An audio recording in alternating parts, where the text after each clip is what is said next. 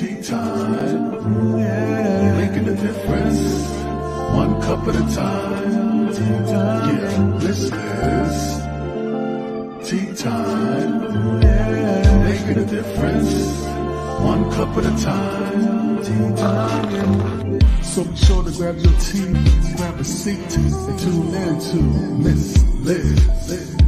Tea time, making a difference, one cup at a time. Tea time, yeah. Tea time, time.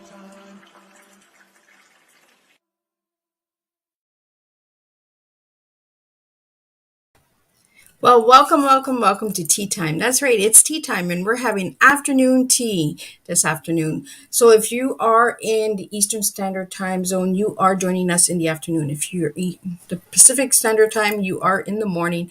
And if you are in the MST, you are in the evening. So I want to thank each and every one of you for tuning in and checking out Tea Time. Today I have a special guest in the house. She is an actor, producer, and an author. That's right. She does everything. So before we start our tea time, I want to do just a little disclaimer, and then we're going to get Jen and Liz Berman in the studio, and then we will share and get to learn what her tea is. So the disclaimer for Miss Liz's Tea Time live shows. Miss Liz myself is going live using StreamYard. Before using or leaving a comment, please grant StreamYard.com permission to use your name. Please be advised that the content brought forward for any of my Tea Time shows hosted by myself, Miss Liz, is always brought forward in good health and good faith. However, may bring forward dialogue and opinions that may not represent my platform. The facts and information are perceived to be accurate at the given time of airing. All Tea Time guests and audience participation are responsible for making their good judgment in taking any action and may relate to the discussion. The content brought forward may include discussion for somewhere it may be emotionally at risk. It is significant to know that this show is engaging in discussion forums only to offer and inspire awareness and connection and is not providing therapeutical advice. If you have any questions about this disclaimer or the panelist discussion, you may freely contact me, Miss Liz, through my email at bookingmissliz@gmail.com. Moving forward, should you choose to voluntarily participate in this show in any aspect, I myself, Miss Liz, welcomes you. And should you decide that this show at this time is not for you, I respect your choice and I will see you at a future show at a later date. Now, I want to bring in my guest, and I'm going to read off her bio and get her spilling tea with me. So welcome, Jen. It is incredible to have you here. So nice to be here, Liz. Thanks for inviting me. Well, thank you for coming. I am so honored to have you sit here and have tea with me today and get to know what your tea is and how you got started and all that. So what I've been doing lately is I've been getting the guests to kind of share who they are and what they do.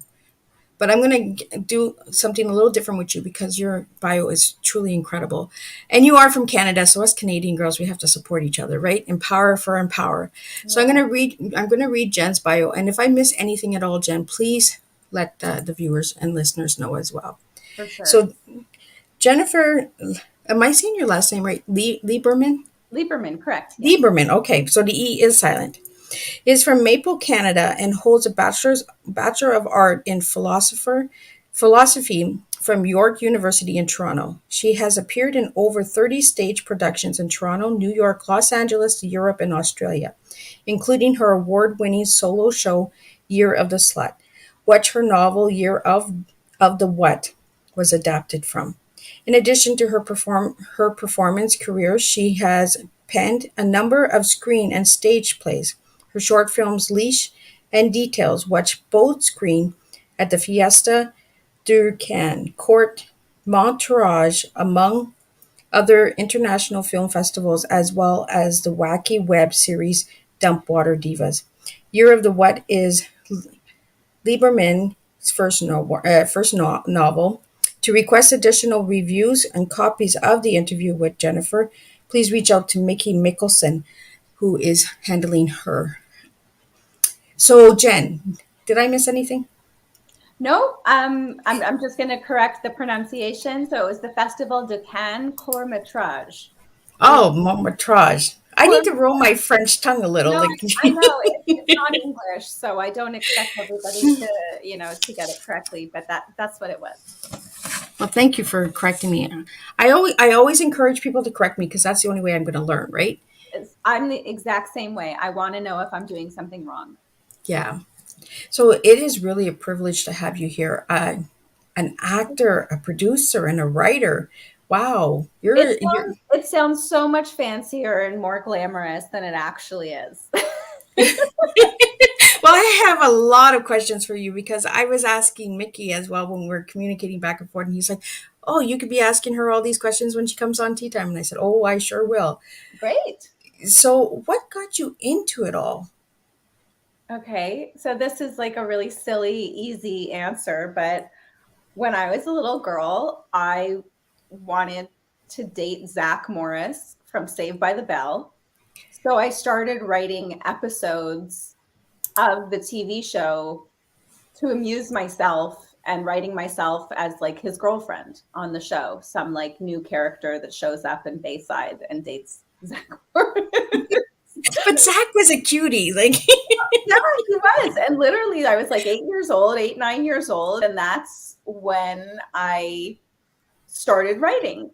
So, so writing and performing has always been connected for me because everything that I wrote with the intention of wanting to live the experience, So, the fact that I act and write and produce, like it sounds like a lot, but it all kind of makes sense because my goal was always to kind of like create these stories that I get to live out. Whether it's theater or film, the novel was a real deterrent because you don't get to perform a book. But it started off as a show. So it just went. So you started the show and then did the book. Exactly. So all my writing is really rooted in the desire to perform, or at least was until this book. So for the listeners out there and the viewers that are watching the replay later, how hard is it to be a producer?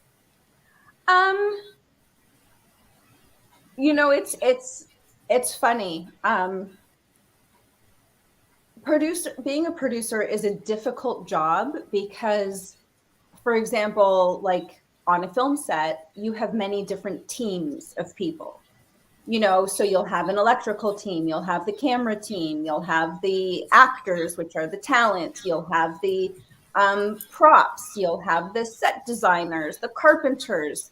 So the producer is in charge of, it was like the head honcho in charge of all the department heads of all the teams. So there is a lot. And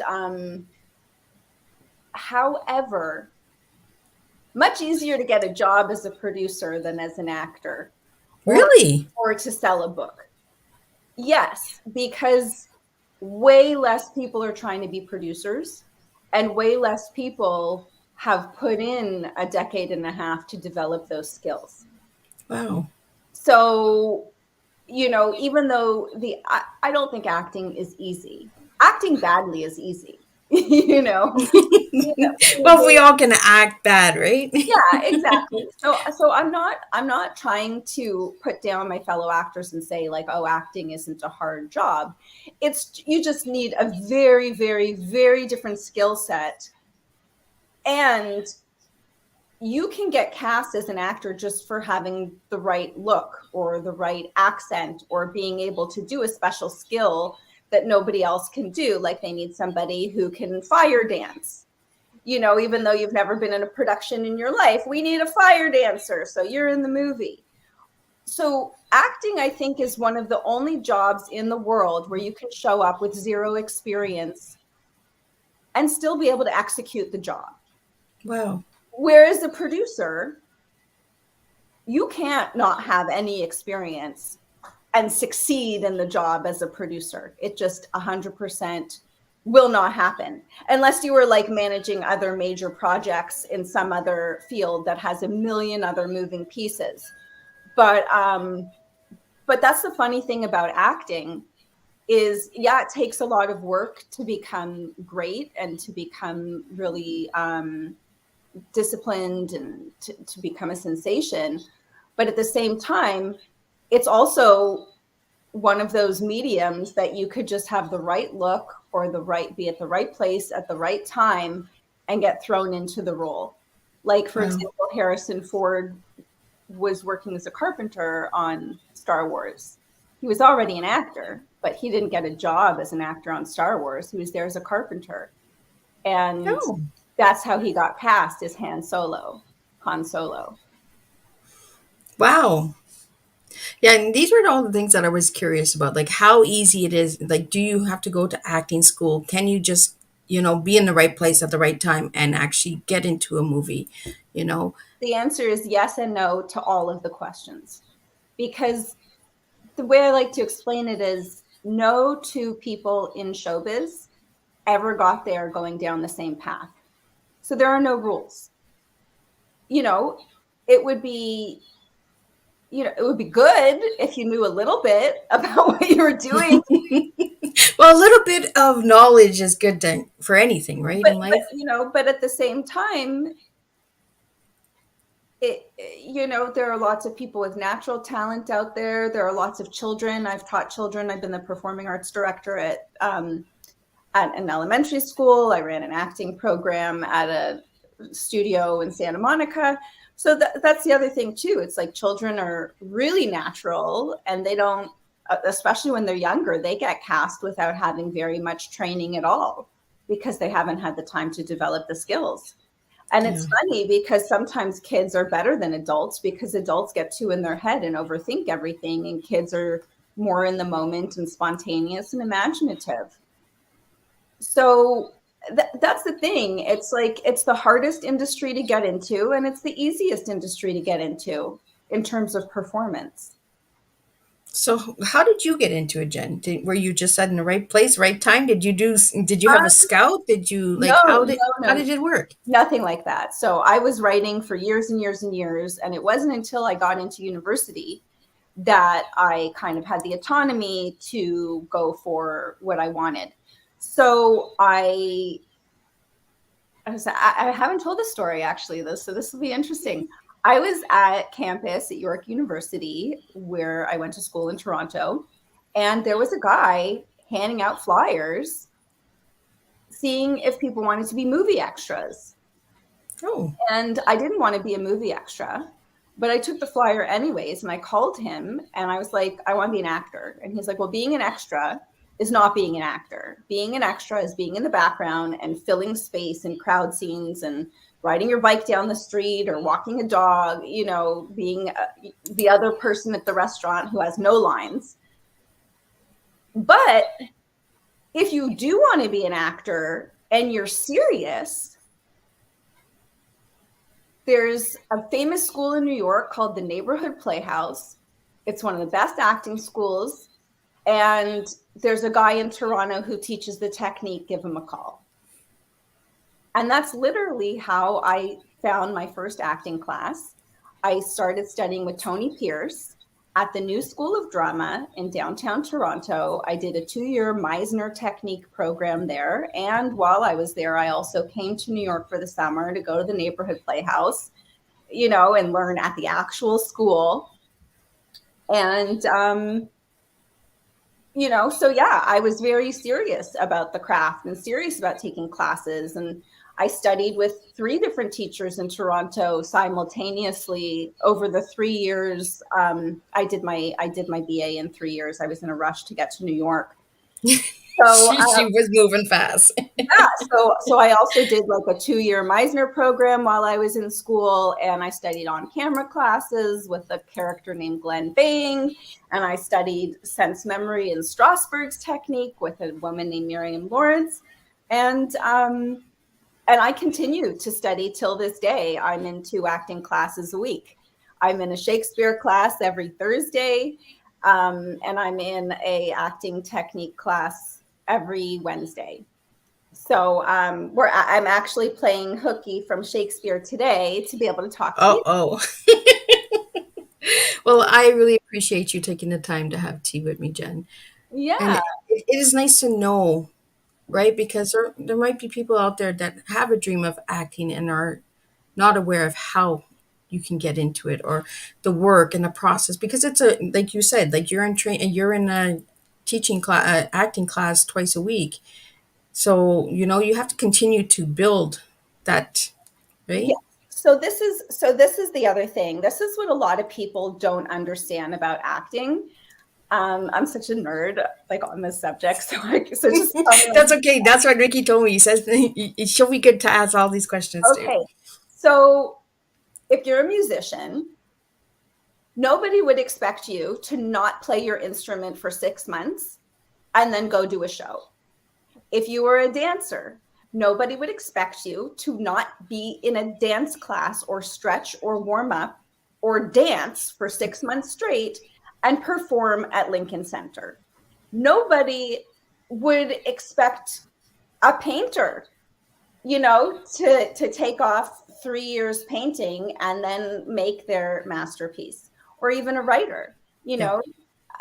So that's the thing. But I think writing and painting are a little different because that's imagination work, whereas dancing and instruments and acting, we are actually using our physical body and our emotions as our work. So in the acting world, we call it the acting gym. You wouldn't go to the gym, lose 30 pounds, and say, I'm done, and never go to the gym again and expect to have that bod Yep. for the rest of your life. It's just insane, So that's the thing with acting in terms of like having your instrument ready, which means having your body in shape, having your voice in shape, having, like, do you have accents accessible? Like, so this is another fun story. If you go Mortensen, so he played the Aragorn in Lord of the Rings. Did you Okay. see the Lord of the Rings trilogy? I Aragorn, have. the hot Yeah. guy, the hero, the guy who ends up saving everybody and becoming the prince and all that. So he got one of the biggest roles in one of the biggest blockbuster trilogies of all time. And they were already shooting the movie when he began, and he was replacing an actor who got fired. Wow. Okay. Well, how could he get hired and 3 days after signing a contract be on set? He already had weapons training. He already was an equestrian. He was already in shape. He already knew combat. He already knew how to fight with a sword. He already knew how to do all these things that most amateur actors think, well, they're going to train me and they're going to teach me how to be a soldier, or they're going to teach me how to be a ninja, or they're going to teach me how to be that. And you know what? Sure. If you're Will Smith, if you're Tom Cruise, if you are already the biggest star in the world, totally. That's how they do it. If this is your big break, because you are a last minute replacement for a more famous actor who's too difficult to deal with and who never bothered learning the combat and learning the skills and learning everything that they had months to prepare. How do you step into that role? How do you step into that role if you're not ready? Exactly. Or even like, But he did an awesome job. Like he did well. He was phenomenal. Well, first of Right? all, he was already a phenomenal actor. He just didn't have the recognition, that the other one.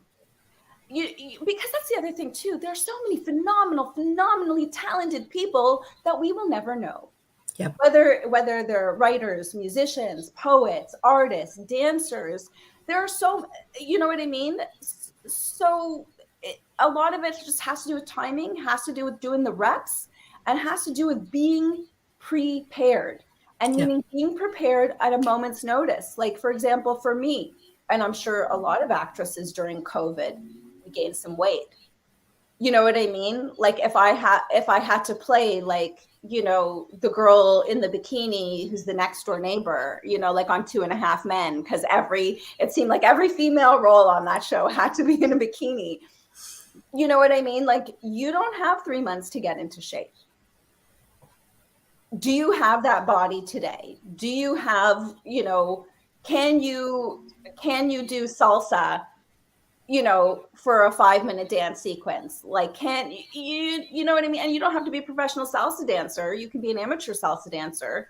But like, how many skills do you have in your toolbox, and how ready are they to Yeah. be taken out and used? I like that you said toolbox, because I do that with my toolbox. That was my original email, was the toolbox tea party, right? Is what tools do you put in your box in order to get ahead in life? You Yeah. know, you need the tools, you need some training, you need that backup. So then when the time is right and you're in the right place, like you said, Jen, then things can happen. But if you don't have a toolbox and you don't have that preparation, you're not going to go anywhere. Yeah, and I just love to share like a silly little thing that happened in acting class yesterday with my fabulous teacher, Alan Miller. Um, so Alan is very seasoned and an older gentleman, so he's been around for quite a while, and he was talking about a performance that a colleague of his did years and years and years ago, and he had to play this like horrific moment, like trembling, shaking, like horrified, horrified, horrified. And he just nailed it every single night in a theater Wow. performance. You can nail something like that for 1 or 2 takes on stage, I mean, on set, but to be able to like have the technique, and we talk about more technique in theater than film, just because it has to be, you have to recreate the same thing so many times, so many nights, over and over again. It's just a different beast, Yeah. and everybody was trying to get out of him, like, how did he deal with the emotion? How did he deal with that? How did he deal with that? And finally it came out that he wasn't connected to his emotions at all when he was doing Wow.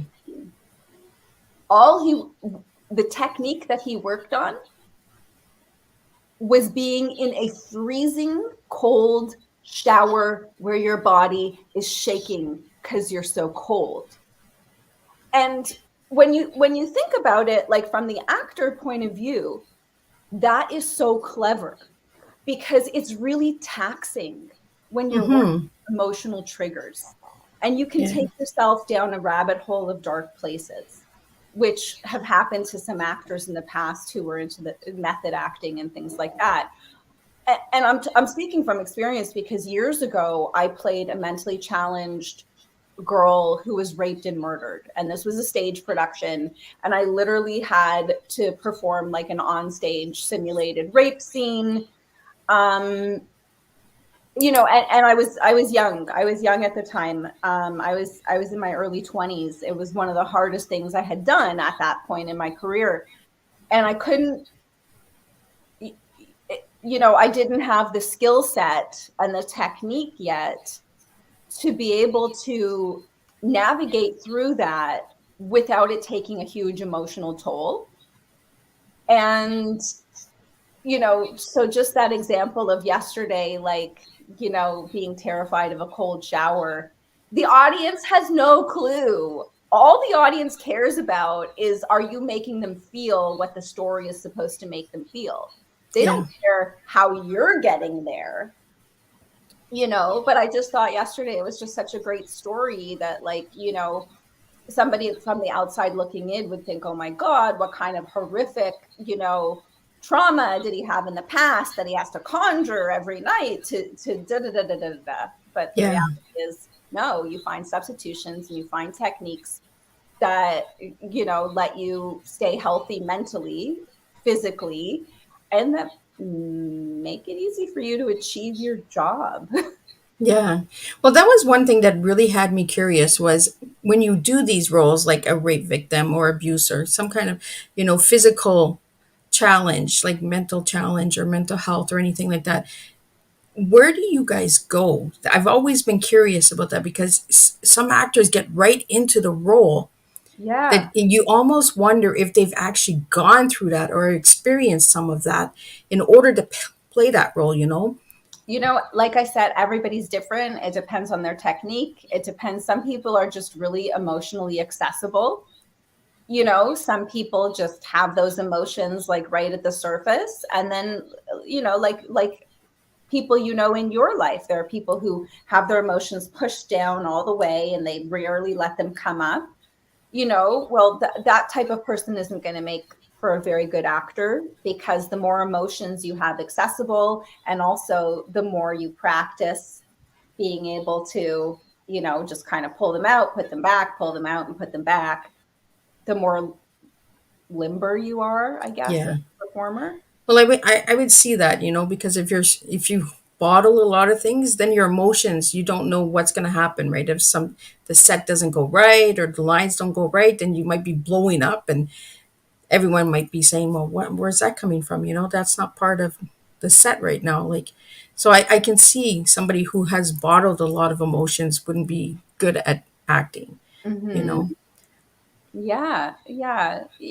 But once again, like it takes all types, but that person might make a great stand-up comedian, you know? And I always wondered about that because most comedians are always taking like low shots at something painful, because a Yeah. way of expressing themselves, and they'll get a laugh out of it instead of a tear. Yeah, a lot of comedians are self-deprecating just because it's easier, especially now in like the climate of cancel culture, where it used to be in comedy, everybody is fair game.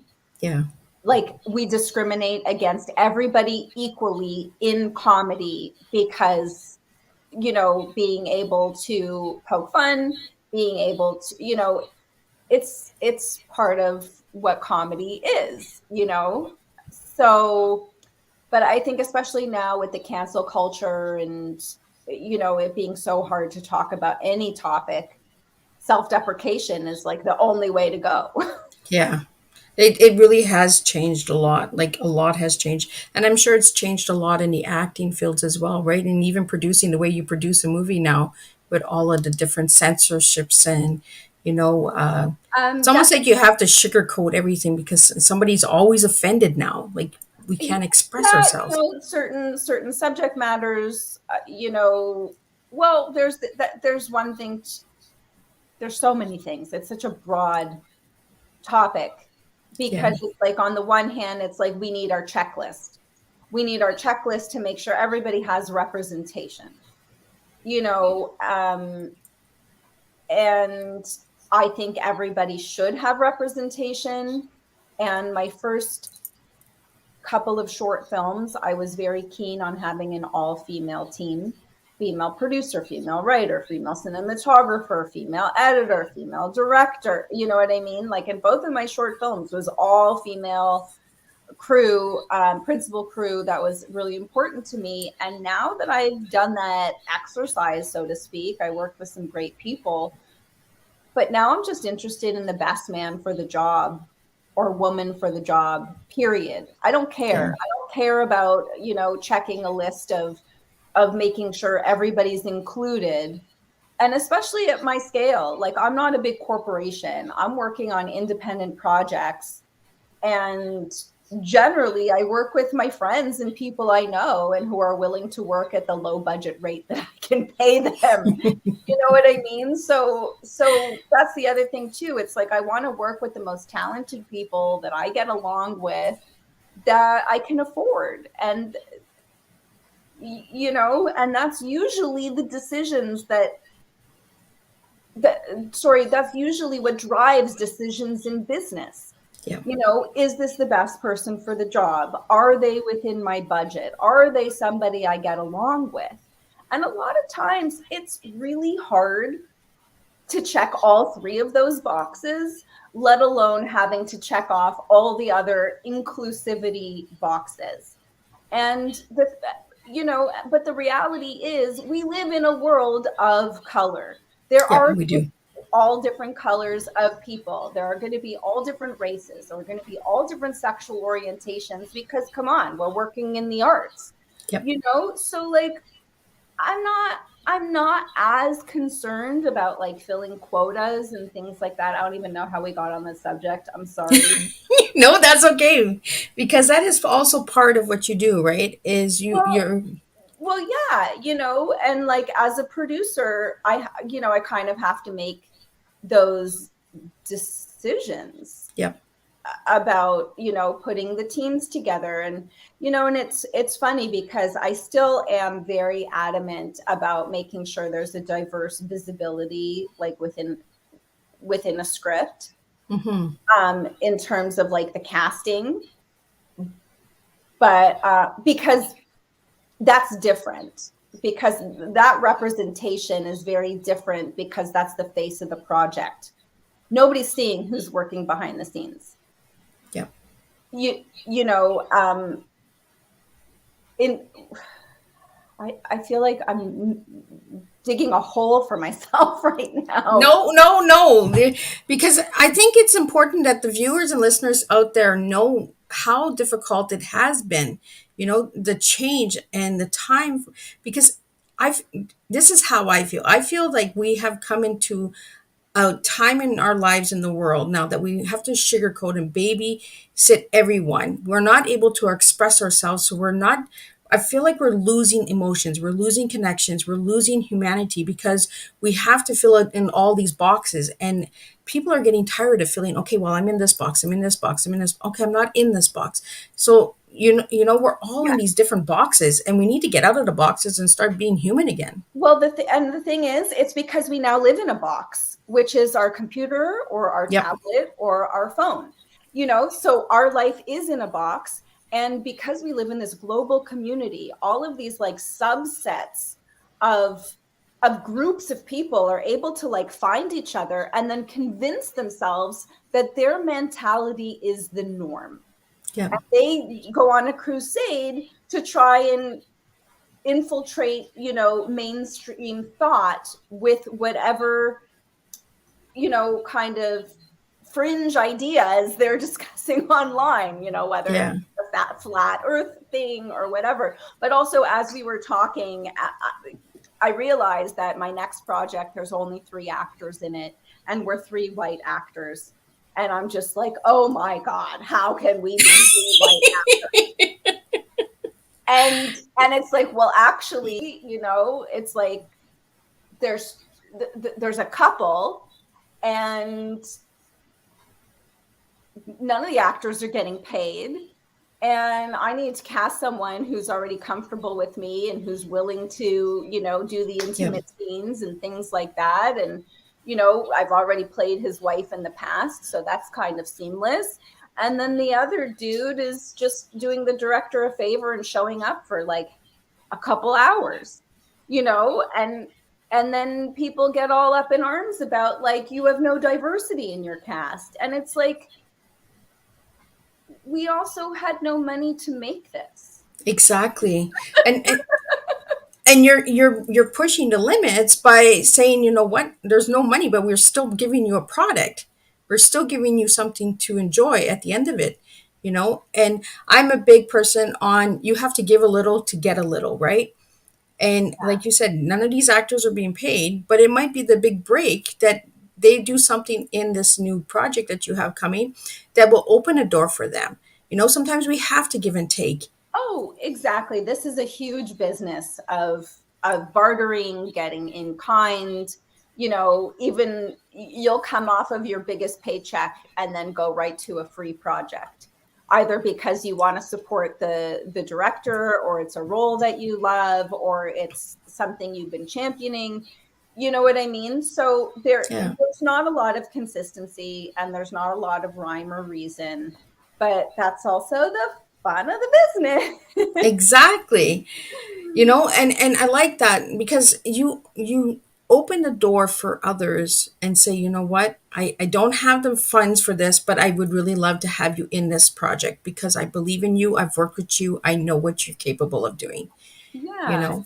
And I think also, especially after the pandemic, there are many of us who haven't had an on-camera acting job in 2 years. Yeah. So that's a long time to not have a piece of new footage as an actor. You know what I mean? So even my colleagues who are working on this project with me, it's a very short film. It's a 1-day shoot. It's a 5-minute little comedic kind of sketch piece. And I have a friend who got a corporate kind of filmmaking job, and he wanted to collaborate on something more fun with his friends, and that's kind of how this thing came about. But yeah, like even for me, like I need more footage. Yeah. You know, just relevant, updated footage. You know, and that's the thing. It's not a huge commitment. I would never ask anybody to work for me for free for 10 days, but for 1 day, Yeah. you know. So I want to get into your tea, Jen, because I think this is a good time. And then we're going to get into your book because I really want to get into the book. So everyone can see the book. The ones that are watching viewing the live video, you can see the book. You can see Jen holding her book. So we'll get into that. But I want to get into your tea. What is your tea, Jen? So if I give you the word TEA, what would your words be for each of the letters? I would say tenacious. That's definitely number one. Excitable, because I always try and like stay in a state of excitement and curiosity. And let me think of that for a second.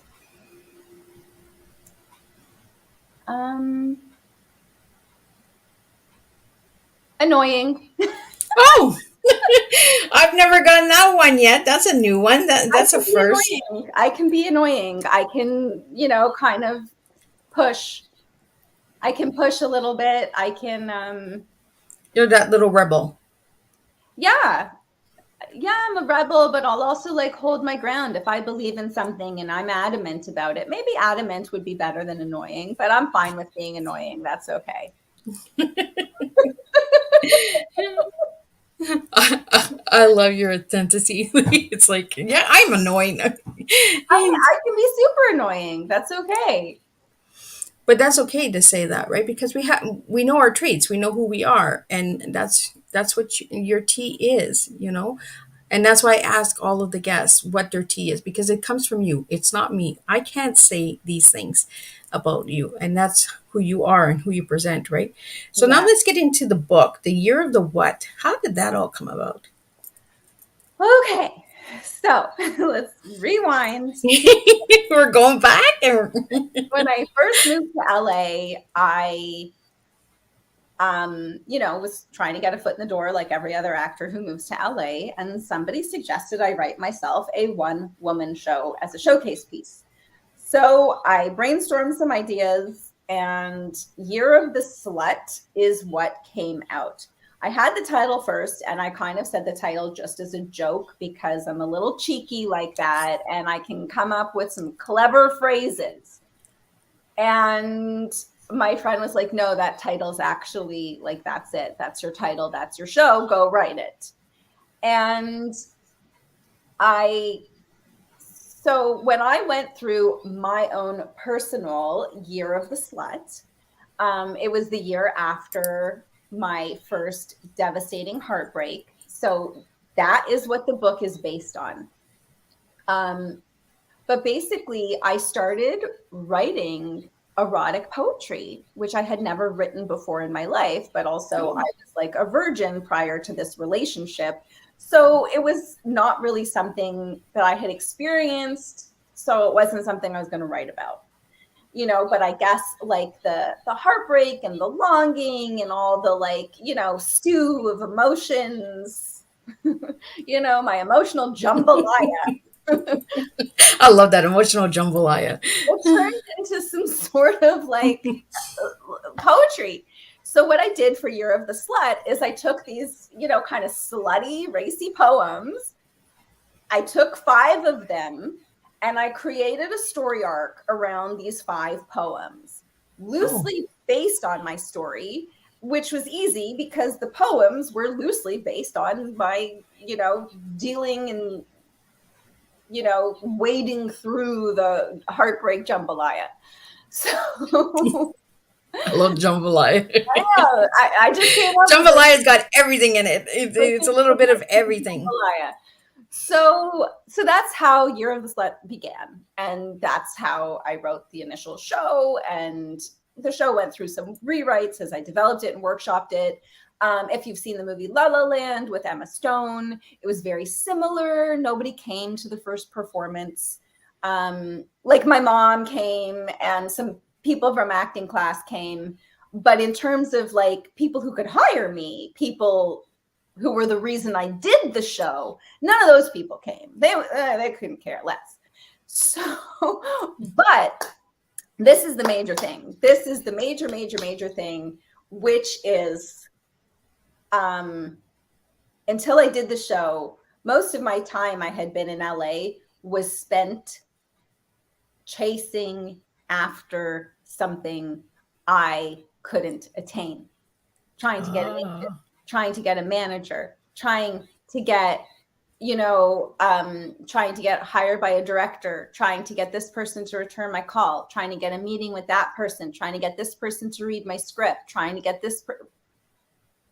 You spend so much time, and having a full-time job to pay for your rent and your car and your headshots and your, and the websites that you have to submit your headshots on, and your own website, because you can't exist without a website. You know what I mean? Yeah. So when I started working on this show, both as a writer and as an actor, because I was acting as I was writing and I was writing as I was acting, and it was like I was split in half, and like the actor would do parts and then the writer would come and write parts. But I realized, wow, this is why I wanted to be an actor in the first place. I wanted to create. I wanted to write stories. I wanted to create characters. I wanted to put on a show.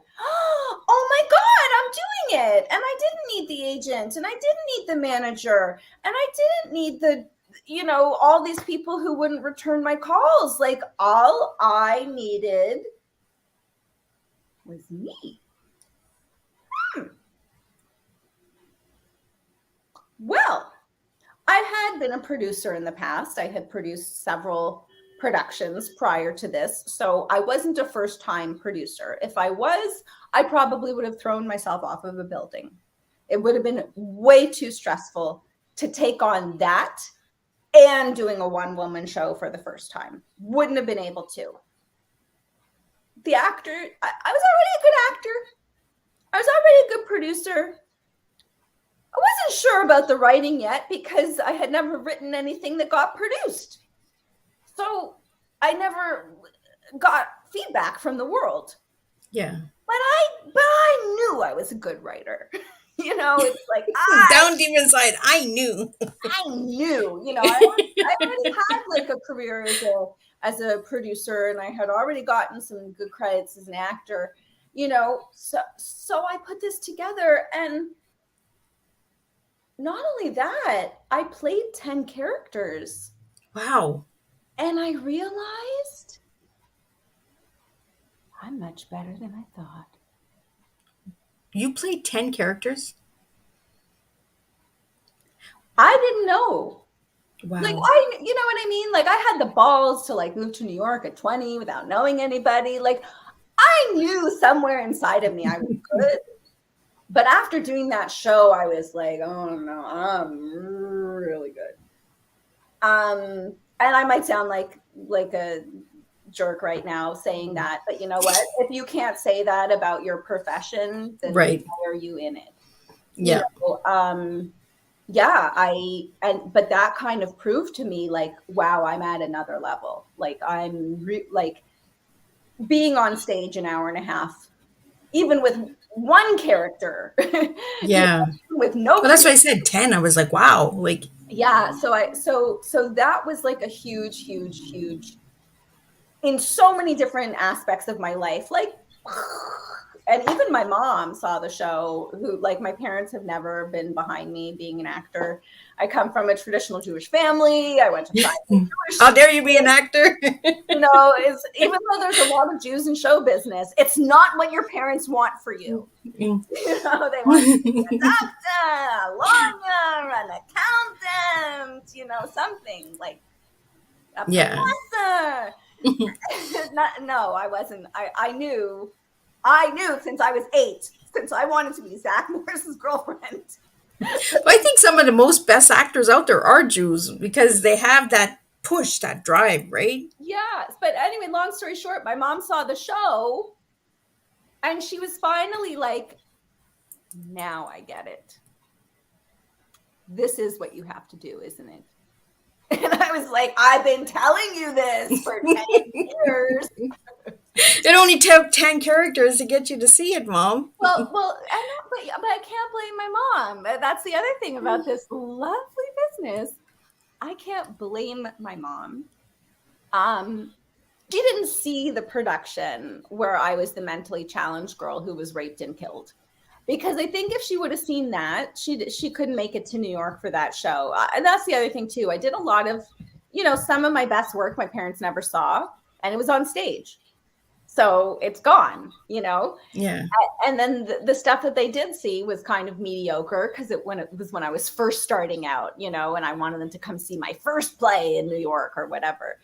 But also, as an actor, you don't get to choose. Oh. They choose you. They choose you for the job. You can turn it down, but you don't choose which jobs you're chosen for. So a lot of times when you're starting out and you're working on student films, low budget productions, no budget productions, not getting paid, all of that stuff, it's really hard to prove to anybody how good you are, because you don't even know how good you are yet because you've never had the opportunity to rise to the occasion. Yeah. And you just mentioned something that caught my attention, Jen. You said that when one is on stage, it's gone. So once you're done the theater stage production, you don't see it, you don't know about it anymore? How does that work? Well, yeah. So most small budget stage productions, okay, maybe there'll be like a camera at the back of the theater for like posterity. You know what I mean? Yeah. Like, but you can't do a theater piece justice by having one camera at the back of the theater, you know, because you need it to get the whole extent of the stage. Because if you walk over here, you still have to be on camera. If you walk over here, or you have to hire a camera crew with multiple cameras and and then it takes away from the well, not just that, or it has to be so high tech. It's like you're doing it for an HBO comedy special. Okay. And it just is an exorbitant amount of money. So yeah, so for a theater piece, you do the play and then it's done. And, you know, maybe it gets published, maybe it doesn't, maybe it's already published, maybe somebody else does it again in the future, but that's just it. Wow. So if you had to choose, what would you choose? Theater or film? Oh, so hard to choose. I love both. I love being on stage. I absolutely love being on stage. Unfortunately, it's just not as lucrative as having a film or television career. You know, so I would love, like a lot of the great actors like Meryl Streep and Al Pacino and Cate Blanchett and all the best of the best. They do several movies a year, but they also do a theater piece. Which people don't hear about. No. Al Pacino played Tennessee Williams at the Pasadena Playhouse in a play a few years ago called God Looked Away. And forgive me, Al Pacino, but the reviews in the LA Times said God looked away and so should you. Wow. And forgive me, Al Pacino, but, you know, to be an aspiring or, you know, actor who hasn't quite hit their stride yet, and to see somebody like Al Pacino take on a role he's not right for, try his best, kill himself trying to do it, get torn apart by the critics, still show up every night, still do the work because he's not finished growing as an artist. Wow. He didn't have to do that play. He didn't have to get a single bad review. He can still do blockbuster movies being the Al Pacino character that he is and do just fine. But it showed you that they still want to grow, right? Even though their name is made, they still want to grow. They still have that open mind of, let me try it. Let me see how I do. Well, you can't be a creative person without having that curiosity, without having that desire, without constantly trying to create new things. That's what a creative does. But anyway, so we'll take it back. But so the show ended up winning an award in New York and had a racy title, Year of the Slut. And everybody's like, this would be a great chick lit novel. You should adapt this into a novel. And that's how that happened. So that's how the book came about. Unfortunately, the word slut was censored the first time around when we published the book. That's what I kind of figured, because as you were saying, the year of the slut, and I'm like, it's the year of the what? So they removed the word slut. That's what I mean. The censorship has really taken away, because when you look at words, right, you automatically go to the negative thought. I don't know why we are made this way, but sometimes we have to express ourselves, and we have to use these words in order to express ourselves. I don't think it would have been offensive, being on a book. No, I don't think so. And there is actually a #1 bestseller, like a New York Times bestseller, called The Ethical Slut. And, so there are books out there that have the word slut. Just for me, I was censored specifically from advertising. I kept getting flagged on Amazon, Facebook, Instagram, and as an indie publisher, if I can't use social media, if I can't even advertise on the platform where I'm available, how? So it took a lot of soul searching, but finally I decided, I don't know if you're familiar with the term, you can be right or you can be happy. I've never heard that one. That's a new one. Okay, so that's a really great phrase that I heard in like a personal development workshop about 10 years ago, and it lives with me every day because it's basically about pick your battles. It's right. Like, for me, I could be right by having the best title without being able to sell the book. Well, how does that make me happy? Like all the work that I put into it and not being able to see any results. Mm-hmm. Or I can be wrong. I was wrong to choose that title. How dare I take that word? I can be wrong and change things. Yep. And become successful and be happy. Exactly. I like that because I've never heard that expression before. Yeah. So that's what happened, because a colleague of mine, the book had been dead for a year. It was published and was in the market for over a year and was dead. And a colleague is like, you have to change the title. The book's great. There's no reason it shouldn't sell. And it took me another several months to like actually do it. Because the title is what grabbed everybody's attention. And once again, in terms of climate, like when the show was going on in New York, there was never an issue buying ads in the Village Voice or Time Out New York. I had no problem advertising in print. I had no problem advertising on their websites. But yes, in the past few years, I think especially since the Me Too movement, things have gotten hypersensitive, and especially a book called Year of the Slut, written by a female. That's a female coming of age empowerment book. Yeah. Clearly we're playing with words here. Clearly. So Jen, any final words that you would like to leave with the guests today before we wrap up your tea time?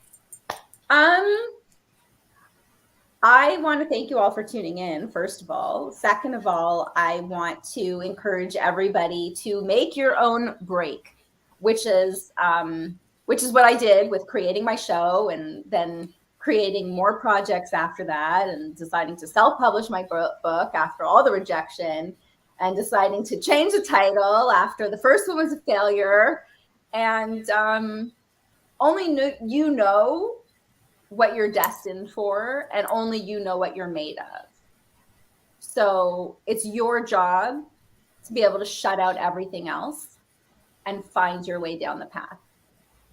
Well, thank you so much, Jen. And before we wrap up your tea time, I want to get into really quickly before we wrap up, what is Make Your Own Break? Oh, so Make Your Own Break is also my consulting business. So I help other actors, writers, creatives figure out a path to navigate how to make their own break. You know, sometimes it's giving people feedback on a script. Sometimes it's taking their script, breaking it down into a budget and a schedule. Sometimes it's executing the whole project for them. Sometimes it's helping actors develop a piece or helping them find a writer who has a piece that's good for them as a showcase. This is a collaborative industry. And, you know, I think a lot of people, not just in this industry, but just in life in general, it's like, oh, well, you know, when I get the agent will send me out for the big jobs. You know, well, that may or may not happen, but even if you're going out for the big jobs, doesn't mean you're booking all the big jobs. And in the meantime, how do you keep getting better if you're not actually putting in the reps every day? If you're not, you know, even doing 5 minutes of stand-up comedy or making a little 5-minute film like I'm doing next month, you know, I'm fundraising for my big feature film. You know, I have money raised for that. I'm in, you know, I'm talking to different producers and figuring out logistics. But in the meantime, that project might take another year to get off the ground. I'm not going to not do anything. Well, thank you so much. And I love it. Make your own break. Like, you have to get out there and do things for yourself. You know, you can't just wait for things to come knocking on your door and saying, it's your lucky day. No, and usually it's when you've spent 20 years working on making your own break that the huge door opens. And all of a sudden you're an overnight success. Ta-da! Today is your day. Like, because I'm sure you've heard of the phrase work begets more work. Yes. You know, so even if you're starting out or you're an out of work freelancer or whatever, you know, taking a couple of gigs for either free or, you know, barter or whatever, just so you have stuff on your resume, just so you have something in your portfolio, like, you know, just. Well, you have to build it, right? You have to build yourself. You know, if you wait for everyone else to build you, you're not going to get anywhere. You know, because you're the best person to build yourself is yourself, because you know, you know. Yeah, and the thing is, nobody cares about you. Exactly. Everybody cares about what you can get them. How much money can representing this person get me? How great will my film be if this actor is in it? How many people will see it? How much money will they make? You know, nobody's calling me, you know, to see if I'm taking my vitamin D. Like, did you take your vitamin D? No, but you know what I mean? Like in terms of this industry, and actually, not to go too much over, but this was one of the really sad things during COVID. A lot of my friends are my colleagues, and a lot of my colleagues are my friends. But during COVID, I realized that more than 80% of these people are actually only colleagues. And they're not. I think during COVID, people really found out who was really a friend, and right? They're not my friends. They're my friends if they need a producer. They're my friend if they have a production on the go. They're my friend if they, you know, need a service from my business. But are they my friend? And, you know, and it's such a hard industry too, because you work so closely. Like, I've had writing partners where we collaborate, and, you know, this person's your best friend in the whole world for the 2 years that you're, you know, developing your project and writing your project and raising money and auditioning and shooting and post-production and release it. You know what I mean? Like, this person's like your best friend in the whole world, and then the project ends. Yeah. And maybe talk twice a year. I think we've really learned a lot, right?